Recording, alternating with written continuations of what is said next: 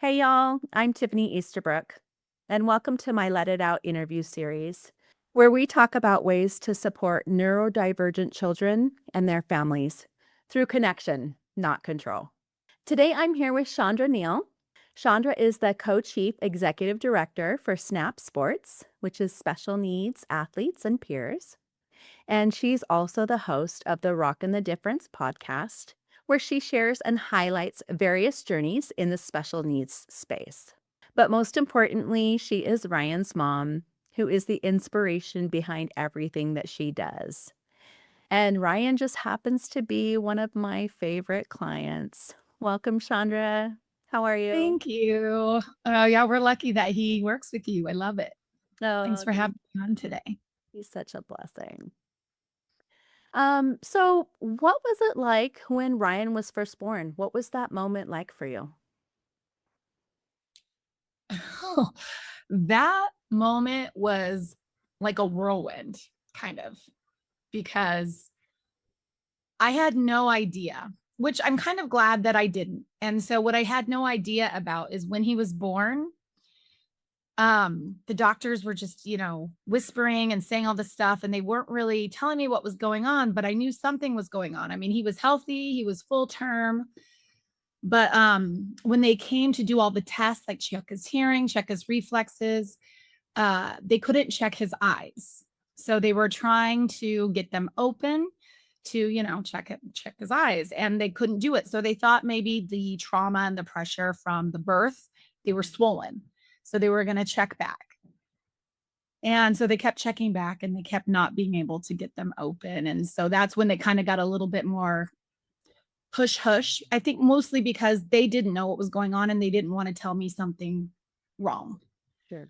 Um, but and then, in the hospital, a social worker comes into my room, and I know that's not normal because I had a kid before and that didn't happen when that happened. So I'm like, okay, something's going on.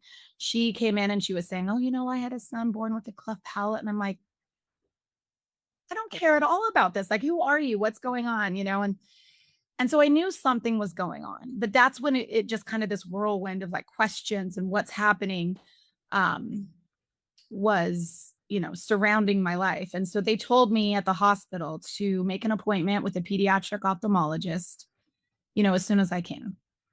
And he was born in 2003. So um, he was born on a Wednesday, came home on a Friday. That whole weekend, I was just, on the internet as much as you could in 2003, trying to figure out uh, what could possibly be going on with his eyes because they hadn't opened at all at the hospital. And I kind of remember saying something to my mother-in-law who was sitting there with me. And I'm like, maybe he doesn't have any eyes. And she's like, oh, stop it. I've never heard of anything like that. And I'm like, I know, but it's just weird, and it took about 2 months. We went to a pediatric ophthalmologist and he said he probably had one of two conditions, which was either bilateral anophthalmia or bilateral microphthalmia, which means either he has no eyes at all or he has really, really small eyes. But I'd have to go to a pediatric neurologist to get a CT scan and just get the confirmation. So it took about 2 months before we actually got in to see one and get that procedure or whatever you call it done for him. And they came back with he had highly disorganized tissue. So he had bilateral anophthalmia, which means he had no eyes at all. Yeah. And so that just starts down a whole other path of what treatment do you have for something like that? And, I didn't know my whole pregnancy that he was going to be born this way. And I'm kind of glad I didn't know because I think I would have been a lot more stressed out. I might have questioned what to do, even though now I know, gosh, there's no way I would ever gotten rid of him or anything like that. But at the time, it would have been probably the scariest thing to know you're going to have a child that's blind. Yeah. The stress So of that's how it yeah. started is, yeah, just with finding out that he was going to be blind and not only just blind, like as blind as you can get. I mean, he has no eyes, he has no optic nerves, he has nothing. Yeah. Never And seen. yeah, so, uh, but a lot of, as he was getting older, a lot of blindisms and autistic like behavior are very similar. Like he was rocking a lot and he was using toys or he loved wooden spoons from the kitchen and he would like hit his face with them. Like he loved hitting his jaw. And he'd take like the telephone receiver off a plastic toy and he just hit his jaw, and he bruised it. He hit it so hard, but that was so stimulating for him. And when he started to talk a little bit, it would be that echolalia, just kind of repeating what I'd say back to him. And so he wasn't officially diagnosed until he was 5, but he was diagnosed with autism at 5 Okay. when we finally had him evaluated by the regional center. So, and that ended up kind of being his primary diagnosis. Sure. Because isn't that odd? that kind of got in the way of his learning more than him being blind, if you can imagine that. But it was definitely, a process to absorb all of those things, those 2 things. And then I think when he got diagnosed with autism, I was going through a divorce. And so that's when he started getting ABA services. And then they were only going to come to my house because his dad didn't really want to have the services at his house. And so he got qualified for 20 hours a week of services. And I'm working full time. I'm like, how am I going to fit 20 hours a week on top of working full time? And I was commuting to work an hour each way. So my days were full. And it was, like I said, just a whirlwind, kind of trying to juggle so many different things happening in my life and, making sure I'm doing the right things for him too. So would you say that one was a little harder to swallow with all of the different things that went along with it when he was diagnosed with the autism? Yes and no. I'd say it was harder, I guess. It's harder, I guess, looking back on it now. Yes, it was. At the time, I really didn't know I think I was just in that, like, let's just get through it. Like you're in the middle of a war or something and you just you're just getting through it. You just kind of don't have time to sit and ponder about your feelings as much as you're just trying to like survive and stay above water. Mhm. And so I think when he was younger, before he got the autism diagnosis, he got early intervention services because he had such a low incidence diagnosis. There's not many babies born blind. Sure. Sometimes people go blind later in life, but so because he was blind as a baby, he got a lot of low incidence services. So he got people coming to the house, working with him on mobility and trying to work with him on, talking and just getting familiar with his world, because a lot of, blind babies don't crawl usually, because you crawl because you see something and you want to go get it. Mhm. So he had a woman come in who worked with him all the way up and through high school. She was amazing. But she'd start using bells to try to like trigger him to come towards the bell and get him to move and get him to come towards things and come towards them safely. And I think how when did he he got the respond? autism diagnosis, the easier thing about that is that it's not so low incidence, and there was so much more services in this community for that. Mhm. There's not a lot of services in our little town here. There's stuff in Los Angeles and things like that. But even though it's 35 miles away, that could be an hour and a half, 2-hour drive sometimes, to go to the schools down there. There's a blind children's center and things like that. So I was focused on that blind avenue for a long time. But then with the autism, that kind of took over. And because there were so many things out here for it, that kind of became our main avenue of getting services, getting connected with, the regional. So the only reason he got services through the regional center is because he has the autism, not because he's blind. Yeah. And so I think there was just a lot more available for us out here because of his autism, even though that definitely has put a hamper on his development. He is still an amazing person and he's developed, but I think that has been more of the primary obstacle for him being more independent or doing things more independently. Mhm. So what was the moment when you went from just surviving to starting to step into everything that you do? What did that look like? I mean, I think there's been just little um,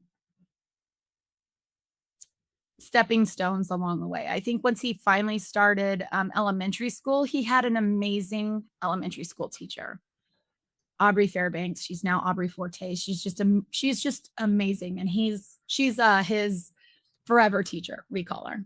Yep. I love And that. so I think having such a great experience with that, and she was such an amazing advocate for him, making sure he got the right people in working with him. that was kind of a relief to know, like, okay, he's at school now. I can, have a break and go to work, and just know that he was in good hands. But, and then he was started an after school program. And I think he had an aide to be with him at an after school program. And I think it was just nice to like see him socialize around other typical kids and them like take him in and how much he touched people there too.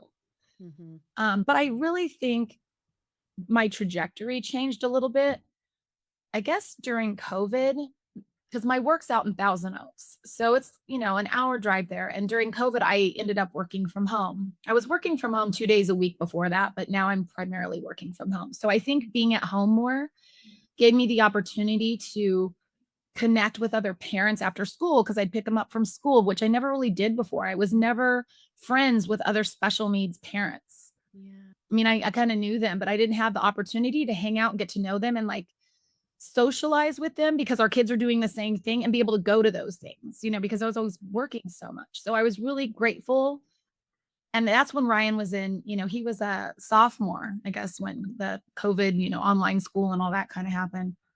So I really think, with all the craziness of COVID, that really kind of got me more involved to where I'm now taking him almost every day of the week to something after now he's graduated outside of the school district, but his day programs and his classes that he takes and all the after school stuff that he does, I'm able to be a part of that. And sometimes it gets exhausting. So I do, take advantage of help from you and help from his respite workers. But I honestly think it was kind of COVID that made me kind of get more immersed into the community more, and then being able to be a part of Snap Sports, and then, kind of have that snowball into more things. And that's about the time we met, a little bit after COVID. So this is the only Chandra that I know is the advocate and just really involved in everything he does. And how did you get involved in Snap Sports? And can you explain what that is? Yeah. Well, we got involved. So we heard about like this ice skating program for special needs kids at our local ice rink. So it was about 12 years ago, like 11 and a half. Ryan told me it was November like 18th, 2014, that we went there with his older brother, and they had walkers, and he tried on some skates, and Coach Kurt, who's like been part of the program forever, he's amazing, took Ryan by the hands when he had his skates on and just kind of walked with him on the ground and got him familiar with walking. And then he actually went out on ice skates on the ice with this walker and with, a few aides and his brother. And he was able to do it. He was able to balance and get out there. And then, so we kind of went to these events sporadically. And then maybe a few years later, we actually got involved with him going like every week because they had a weekly year-round ice skating thing. And then once he got really good on ice skates where he can skate without the walker, and then he was using a coach, and he'd kind of like hold hands or something, and then they'd use verbal prompts, and then he started using a hockey stick kind of as a cane on the ice, so he was able to go out there and just kind of do laps independently using his cane or using his hockey stick. So once he got really good at ice skating, they're like, we think he should be on the hockey team. I'm like, what? I never imagined my blind autistic son playing hockey, but this program, that's what they're about. It stands for Special Needs Athletes and Peers. And they just have a lot of adaptive and developmental programs and equipment for, people with all different abilities. And so for him, when he joined the hockey team, they got a puck that was bigger, and it was made of metal, and it rattled so you can hear it. And they'd have some coaches out there to kind of do, passing back and forth and drills and try to get him better at skating. And so I think just once he kind of got involved in these programs, then they asked me if I'd like to maybe post for them on their social media a couple times a week. I'm like, sure, I could do that. And then all of a sudden I'm like, I'm board member somehow. And I think once I just joined the board and like got involved back, behind the scenes a little bit. And there was a big transition with the program. It was kind of started by some other people. And then during it happened to be like just at the beginning of COVID, this big transition where the main person that was running it wanted to step down. And so now the board is kind of taking over versus kind of a one guy that was kind of running the whole thing. So there was a lot of learning that we did. But I just liked being a part of something that my son was involved in. They also have a flag football program where he's the center and he hikes the football, and they have a cheer program, and they have a running club. And Ryan doesn't really do the running club, but there is an event, the last event that the running club does of the season, where they do the Be the Light race, which is a local race. Mm-hmm. And Ryan sang the national anthem a couple times at this race at the start of it. And we've walked the race. Mm-hmm. But so I just got involved. I just happened to get involved because I started posting on their social media. And so now I'm involved in planning fundraisers for it and events. And we have a hockey tournament coming up in the summer where we try to bring other hockey teams, special hockey teams from around the country. Amazing. And we're looking forward to that. And but yeah, so I got involved because my son was there anyways. And it's been a special program, and they're kind of like a family for me now too. Yeah. Amazing. And the peers part of it is what I love too, because the peers is like where we offer volunteer hours for, high school kids or anybody who wants to come in and help volunteer, either help on the ice, or sometimes we have football players and cheerleaders from the local high schools that help with the football program. It's really awesome. And we offer volunteer hours for that. So we love to get peers involved, and the athletes love to have, typical peers out there working with them too. And so that part of it's kind of special too. We need more Yeah. integration like that. So I Sure. love that they do that. Is that what started his journey into all of the other things that he does, or how did that just naturally unfold? Yeah. I mean, I think about, when people say, "Oh, what do you do all week?" And Ryan, like almost every day of the week now, he has something. And I think it just kind of, I was just trying to find stuff for him to be engaged in. And if he was interested in it, I'm like, "You want to try it?" And he was always down to try it. So I think it started a while ago. We started going to, it used to be called the Foundation for the Junior Blind, and is located in Los Angeles. And now it's called Wayfinder Family Services. But they would have an annual blind Olympics. And so we'd go down there, and he'd do all these sports. Like they had a shot put, and they had a rock climbing wall, and they had kayaking in the pool, and goal ball is a big sport that a lot of blind people play. And there's all kinds of different activities, and he loved it. I could just tell that he was athletic, and I wanted to find ways for him to like get this energy out of his body, because him being blind, he's not running around a lot, so I needed to find safe, inclusive and adaptive programs for him to be able to be physical and not get hurt.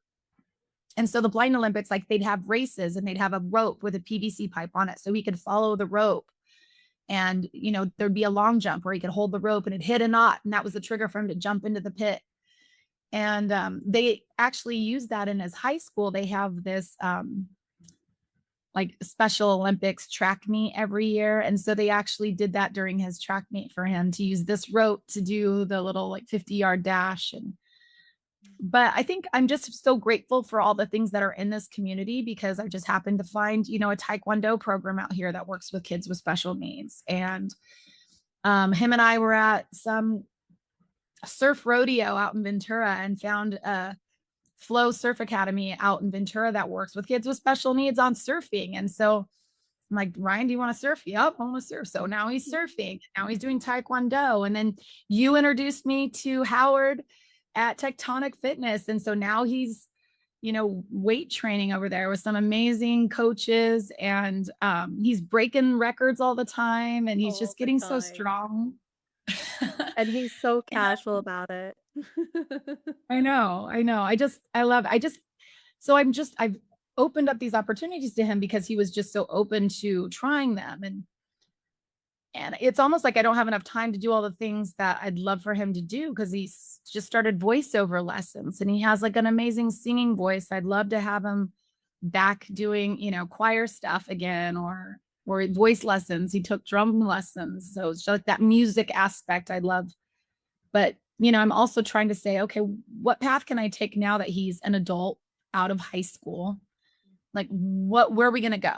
Like, are you going to get a job? Are you just going to, we're in a day program now. Are you going to stay in a day? So I'm just trying to see what he can do and how independent he can be, and try to find opportunities where he's doing something that he likes to do and not just doing something to keep him busy, because he has plenty of stuff keeping him busy. But so, it's still a work in progress, but he's And busy along. I feel like you were early on in the self-determination program. How did you find that, and how has that changed your life and Ryan's Yeah. life? Yeah. We were actually picked early, like in the pool before it actually was open for Mhm. everyone. And so we decided to go for it. And the reason why I kind of wanted to do that is because, like I'd mentioned before, Ryan doesn't get any services through them because he's blind. Mhm. But through self determination, I could hire some people that were working with him, especially during COVID, um, on, Braille and blind technologies that were really important for me to have him learn. And I would be able to hire vendors that didn't have to be vendored through the regional center to work with him, as long as it was in line with his goals. So that was kind of my motivation to go through with it. I know it's probably gotten a lot better and smoother since we started, but we also started during COVID. So it took a long time to get it implemented and things established. But I really wanted to do it to try to have a little bit more creativity with the services he could have. And I wanted to have the opportunity to hire people that I wanted to hire that didn't have to be working through an agency either. And, possibly pay them more, because I feel like the work that they do is so important.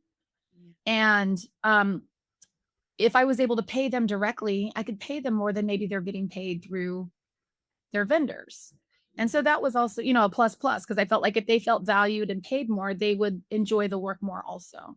Mhm. So, and overall, my experience has been good. It's a difficult and long process to get it implemented, but I think once you do, it's worth it. At the time when I first started, there wasn't a lot of financial management companies to choose from, and I absolutely hated the one that I had, and I was with them for years, Yeah. and it was just painful, so painful. Um, but this last August, I got with a new one, and there's a lot of new financial management companies that I think are started by parents and people that have gone through that horrible Yeah. process. That, like, we need to make it better. And so they've made it so much better. So there's a lot more opportunities to pick financial management companies who manage that budget. And you have to have one. So now that I have this new financial management company, it's just like, so much, so much better. So much easier. But yeah, I've really enjoyed it. I feel like if you want a little bit more freedom, I mean, if you have things that you need already through the regional center, and you don't need um, anything kind of special or one off, then, stay with just going through the regional center. But, and I think more and more companies and vendors are, and even the regional center themselves are working more with agencies, not necessarily having to be vendored through them to pay them out for their services. So I think it's getting a little easier for Yeah. people if they're not in self-determination. Mhm. But I don't know, because I'm not, I'm in self-determination. So, Yeah.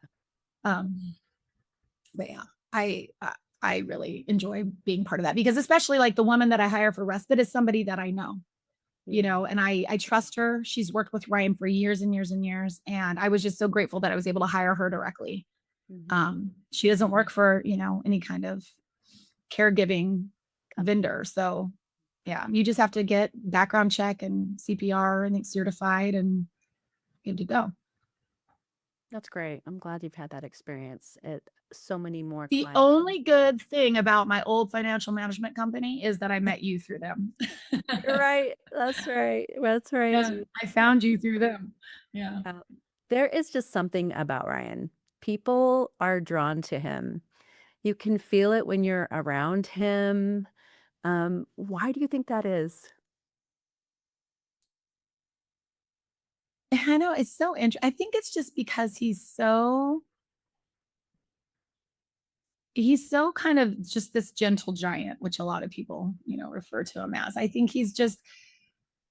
he's so tender and he's so observant in his hearing and his ways. And I think he gets certain sarcasm, he gets certain jokes, he gets certain things. And I think a lot of people underestimate maybe what he's capable and what he's aware of. And then when they do, they're kind of surprised, and like he'll have a little smirk on his face. And He does. I don't think, and I think too, it's just I think he surprises people in subtle ways, and they're like, oh, like, because I feel when I'm around him, I'm always trying to advocate for all the amazing things that he does, and it's just Yeah. like sometimes I need to like step back and not be such his like fluff fluff girl or whatever.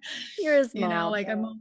It's your I job. know, I know. I'm always trying, well, because he's not the person too saying, I can do all this and I can do all that. Like he Mm, doesn't say those things about himself, he and doesn't. so he doesn't need that. And I think just his willingness to try things and not be scared. And I think the beauty of maybe his blindness and his level of autism is that he's not aware of what people might be saying about him, or if they look at him funny, or I know kids can get very insecure about Yeah. how they're perceived by others, and he doesn't care anything about that. And so I think it just makes him so free Mm. and so like 100% authentically himself. Like he does not care if he needs to fart, he just Yep. farts. He just lets it go. And I'm like, Yep. wow, We to drive be in the that car free and sometimes. open, you know. I have to roll Um, down the window for a minute so I yeah. can breathe. Yeah, but he can make, laugh at himself too. And I don't know, Oh, I he think it's just he's can. so easy. And I don't know, there's not been many people that I've met that haven't, had a good connection with him or something like Yeah. that. So it's Everybody I am connected with that meets him, they're just like, "He's so amazing." He's just I don't know, he's just so brilliant. I remember talking to him about surfing, and I said, "I just can't I mean, you are amazing, you try things and you always blow me away, but I can't get over the fact that you don't know how many feet of water you're standing in when you go down." Like, that to me is the thing I can't get over, and he's just like, "I just do it." yeah. Like, it is what it is, Tiff. Yeah. It was such a beautiful moment. He was looking at it just like, "Hmm, yeah, it is what Yeah. it I don't is." even think he knows that that should be something he could be scared of, like Yeah, even yeah. today it was kind of special when we went surfing earlier today. His instructor was somebody new that hadn't surfed with him before. Oh, okay. And at the end of it, when he brought back, he's like, oh my gosh, he's such a cool guy. With the waves were kind of mellow. And so they were just hanging out. And he's like, him and I were just out there singing songs together. I didn't know he could sing. And we started singing like a bunch of Beach Boys songs. He's like, I'm a musician. We just had like the best time up there just singing songs. And I'm like, that's so cool. And he had like this amazing time. He's like, I hope I get to surf with him again. And I'm like, oh, I hope so too. I'm glad you guys had such a cool, time and Yeah. experience out there together. But That's yeah. exactly what I'm talking about. He has that connection. He makes the connection with everywhere he goes.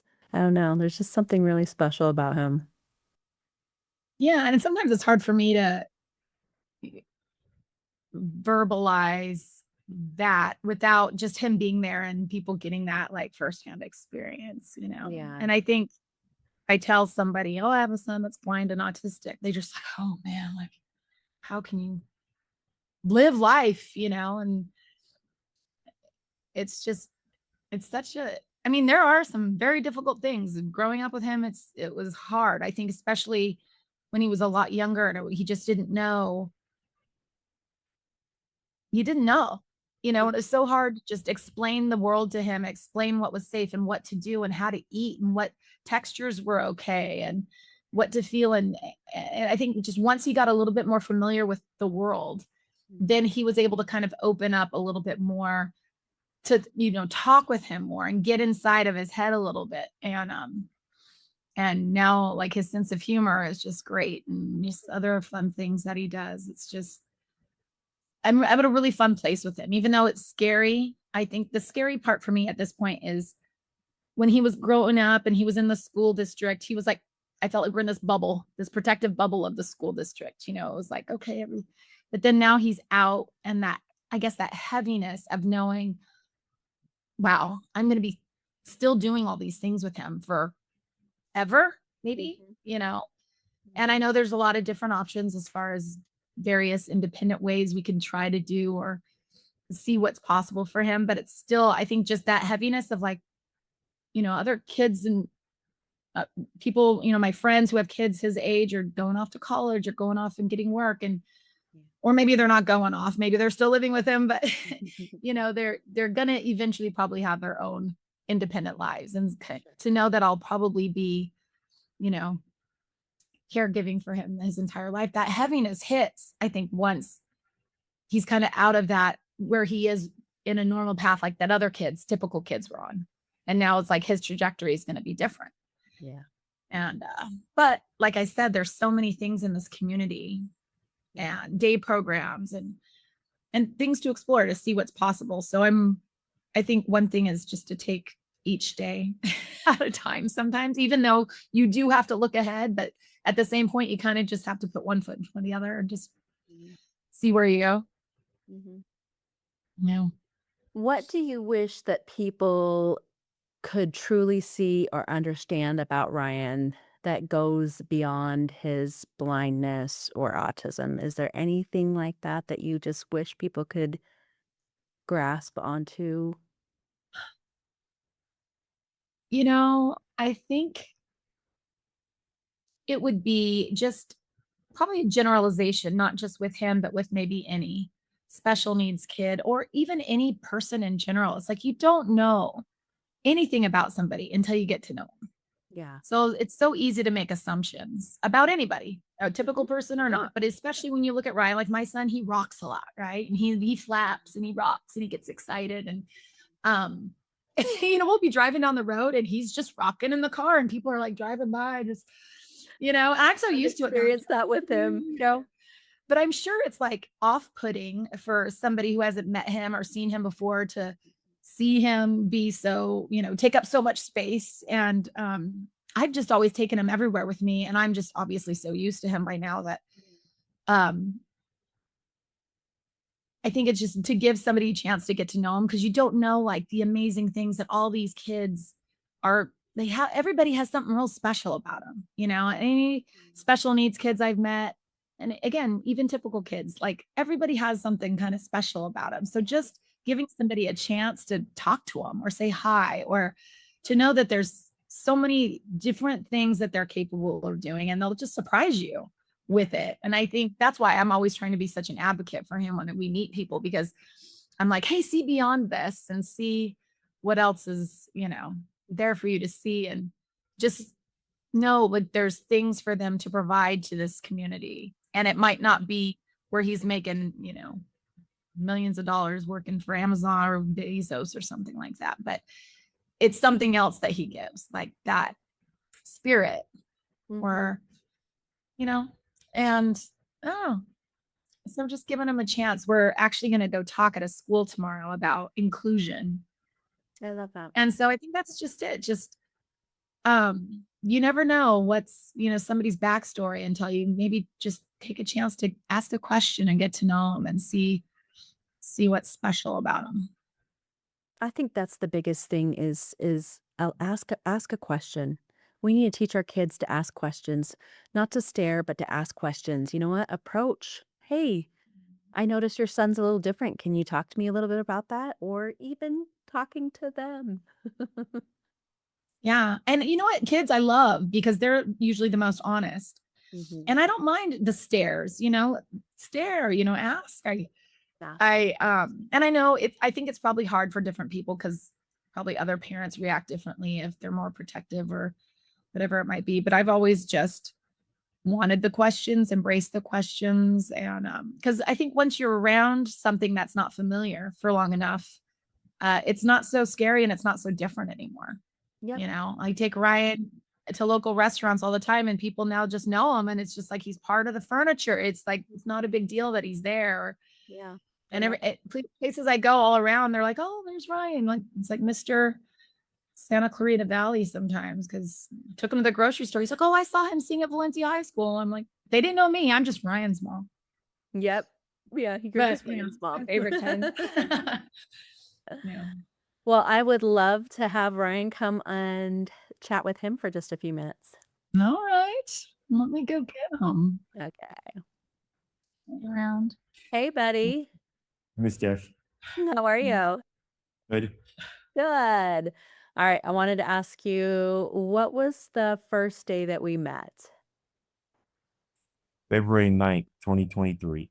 Awesome. Oh, And we're then- 3 years now. Yeah. Oh, what was the first day that we started working together? February 14th, 2023. Yeah, I love that. And nice what day. what day of the Yeah. week was that one? Tuesday.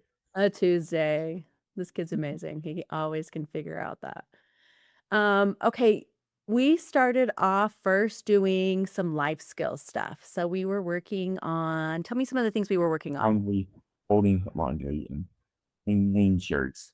On a Mhm. hanger. Hanging shirts. With hangs in the head hole. You figured out how to hang them on one on each Yeah. side, and what's in between the shirts to know which ones you could wear to school. Button. A button. Yeah. And Yeah, we sewed then on these nice shirts that he could wear to school. So on the Or button inside, shirts. They like or your t-shirts. button shirts. Yeah. Yeah. You did really good at that. And then what else did we organize in your room that you have a majillion bajillion? Yeah. Thousands of them. Your CD. You had so many CDs. We organized those. And then we moved into the kitchen. What did we do in the kitchen? You're making a sandwich. You made a sandwich, Yeah. which was Mhm. crazy awesome. We Mhm. also worked about where everything was at in the kitchen. You Yeah. figured out where the sink was, the fridge. Now tell them the story of how you figure out where everything is at in the fridge. So we had to get out. What were all the things we had to get out? The mustard, the mayo, the cheese, the meat, Mm-hmm. And so you would count down the bread. numbers, right? Yeah. To find the meat and the cheese. And then how'd we find the mustard? In the fridge. Yep. But you would feel around each individual thing until you found the right shape, remember? Yeah. Yeah. Did you have a mustard container? Yes. Does it have a specific shape to it? Yes. Yeah. Mm-hmm. And then we joined a bowling group. Tell me about a We little joined bit a about bowling the group. bowling group. Who was in our Yeah. bowling group? Cheered Tendra on. Yes, you were Yeah. always Yeah. cheering Kendra on. And then who else joined us? Mitchell, Nabraj, Mm-hmm. Noah, Santi, Gashel. Yeah, we had a whole bunch. And when we walked up, how did Miss Tiff help you with bowling? Get low and a 1 and a 2 and a 3. Look out. Yep. And what did I draw on your back? Hmm. You remember Team. where all the No. pins were left? All the pins were. Yeah. Middle right, middle left. Yeah. And I have a funny story. My brother came in town. My brother, Cody Eastbrook's an actor. And he came in and I said, "You want to come bowling with us?" He's like, "Sure." And Ryan beat him. Like, wait a minute here. Yeah. All right. Yeah. Yeah. And then we win. Might be me too. Yeah. He can be me as well. Then we met Howard. Howard, And he taught me to throw the ball. yeah, he taught you how to throw the ball. And I told Mom about Howard. And then what did we start doing over at Howard's? Workout. Weight training. Working out. You're good. Is it so good? Yes. And what tell me about some of your records over there because I'm just blown away watching this guy. 355, 280 Yeah. What are you getting 65 on? squats. Squats. Yeah. And what's bench pressing right now? 280. 280. Yeah. So yeah, I'm getting them strong over there. He's killing it. That's exciting. Yeah. I know. I can't believe that. I think And what's your favorite music to listen to while you're working out? 70s, 80s, and 90s. Yeah.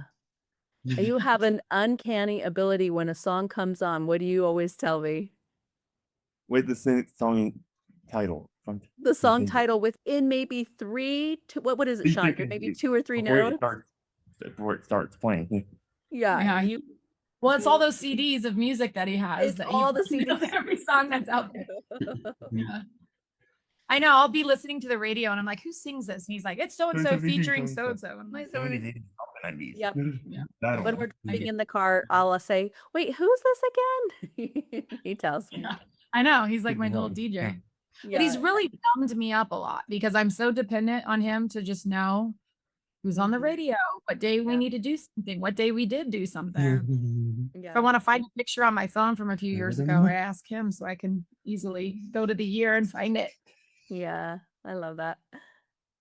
Okay, Ryan, do you want to sing a song for us? Or a line from a song? Last night I dug your picture out from our old dresser drawer. I set it on the table and I talked to it till 4.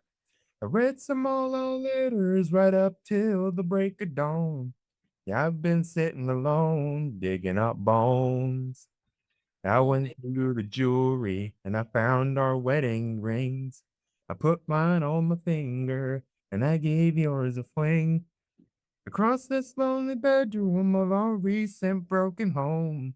Yeah, tonight I'm sitting alone, digging up bones. I'm digging up bones. I'm digging up bones. Examine things that's better out alone. Of resurrected memories of a love that's dead and gone. Yeah, tonight I'm sitting alone, digging up bones. Amazing. The first time Randy I heard Travis. yeah. The first time I heard you sing, mom told me you could sing, and I said, "Okay, you have such a deep voice. Can I hear a line from Long Black Train?" There's a long black train coming down the line, feeding off the souls that are lost and a praying. Rails of sin, only evil remains. Watch out, brother, for that long black train. So beautiful. That deep voice. I think another thing that really stands out about you is how you can repeat people's voices in the exact timbre of their voice. I can tell. Yeah, not with me. Oh, that one is different. I went like this. When I accidentally shocked you when we were bowling. Oh, he She doesn't used it like to the like shocks. statics. Oh, To like statics. yeah. Oh, Yo, I'm not so talks bad. about his statics. Ryan, is there anything that you wanted to share with us? Anything that you want to tell people about yourself? Maybe I'm gonna pick this one. No, maybe not. That's okay. Oh well. Who said that? Oh. Howard said That that. was Howard. I knew that. All right. My favorite is Shami.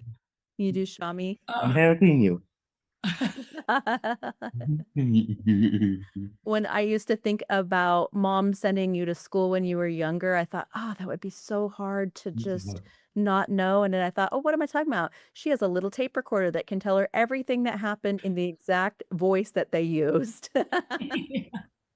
That's true. Even though a lot of times it's like pulling teeth to tell me about his day because he was very separate about what he did at school was school. You tell me And what he does at my house is what he does at my house. And you say, Yeah. He's very I just tell you without you compartmentalized sometimes asking me. with what he does.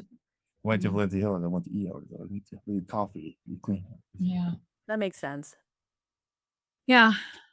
Well, thanks for letting us chat with you. You're the best, Ryan. Awesome. Thank You're you. the best. Yeah. Biscuit. Oh, you All love right. working I'll with see you later Yes. this week. Okay, dude? Amazing, Ryan. Thanks, buddy. All right. I'm going to ask mom a couple more questions. You're the best. That was amazing. You've raised such a wonderful human. I adore him. It's cute how like giggling he gets when he was talking. Mhm. You like that biscuit? Yes. He has a big old smile on his face. Um, so tell me a little bit about your podcast, why you started it, and tell me a little bit about that journey. I think, again, with this time frame in COVID, I was listening to a lot of, growth mindset type of things. And I started listening to Brendan Burchard and this guy, Dean Graziosi, who works with Tony Robbins. And he had this whole mastermind that I went to. And it was kind of like how to turn your mess into your message. And he's like, everybody has a story from their own experience of something that's happened in their lives. And how can you turn that into something that could be impactful? And his angle was more on starting maybe like a coaching program. And so I was trying to go down that angle, but it was really difficult for me to figure out how would I be a coach to another special needs parent. And I think I found difficulty in that because our journeys are so unique. And so how would I broaden that? And then what would be the end results? It's like, okay, well, you still have a kid with special needs at the end of any course I offer or any coaching. So, and then you feel kind of this imposter syndrome of like, who am I to tell somebody else? And I think the reason why I wanted to do something along those lines is because even though with my journey with Ryan, I feel like I've had a pretty positive outlook on things. I feel like I'm a pretty happy person. And so I would just say, well, how could I share that maybe with somebody else who feels very isolated and alone and very, distraught about their path with their special needs child. And I just had different iterations of how I wanted to maybe reach out to people. And, and then I picked the one that's probably not profitable at all monetarily, but it was more something that resonated with me because it was just me sharing my journey. And so I started this podcast called Rockin' the Difference, kind of a play on Ryan's Rocking. And, Oh, I didn't know just that. kind of, and it was just, but also, play on the word like, hey, how can we rock this and make a difference kind of thing. And so, I just started sharing my journey a little bit at the beginning. And then I really wanted to open it up to talk to other people. I know so many people in this community, like how I be able to share so many different varieties of paths. And I just felt like that could be impactful because even if my journey doesn't resonate with somebody, maybe when I talk to this father over here, that resonates, or this father who has a son with a rare disease that, just dealing with that, like anticipatory grief, or